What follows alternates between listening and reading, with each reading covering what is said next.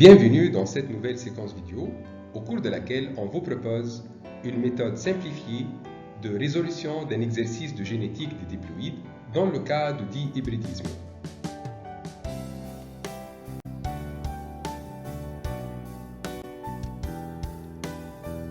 Tout d'abord,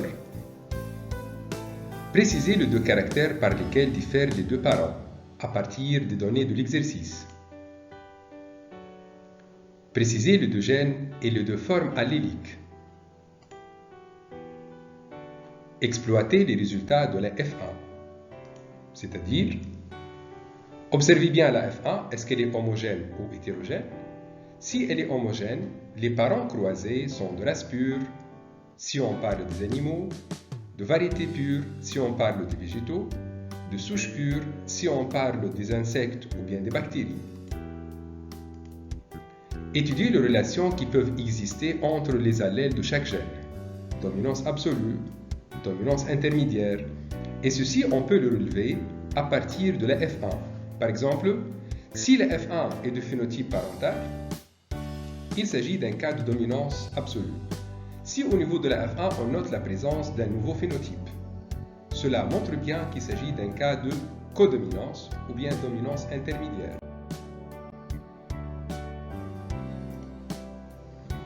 Étape 4.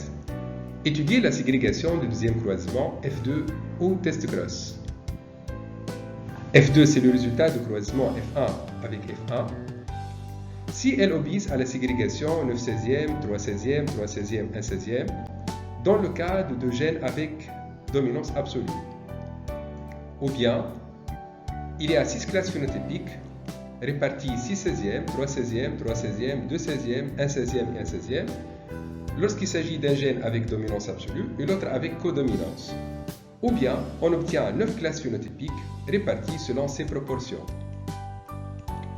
Si le deuxième croisement est un test cross et donne une descendance répartie selon les proportions suivantes, un quart, un quart, un quart, c'est-à-dire 4 classes phénotypiques équiprobables.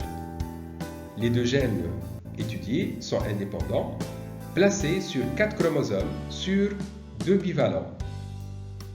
Et la diversité des gamètes de l'hybride est due au brassage interchromosomique qui s'effectue au cours de l'anaphase 1. Voilà 4 chromosomes. Donc, deux gènes indépendants sont placés sur 2 bivalents. Et la diversité des gamètes est due à un brassage qui s'effectue au cours de l'anaphase 1, au cours de laquelle il y a migration au hasard des chromosomes homologues indépendamment de leur origine paternelle ou maternelle.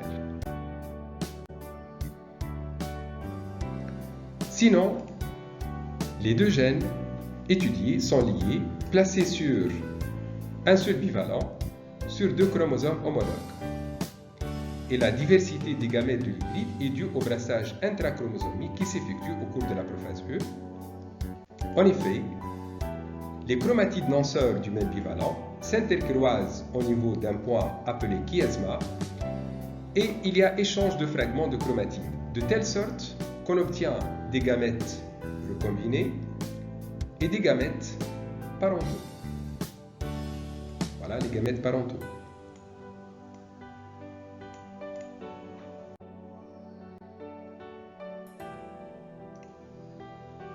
Cinquième étape, tester l'hypothèse de l'indépendance. Tester l'hypothèse de liaison si la première hypothèse est infirmée. Valider l'hypothèse en établissant les croisements, l'échiquier, un tableau comparant les résultats théoriques et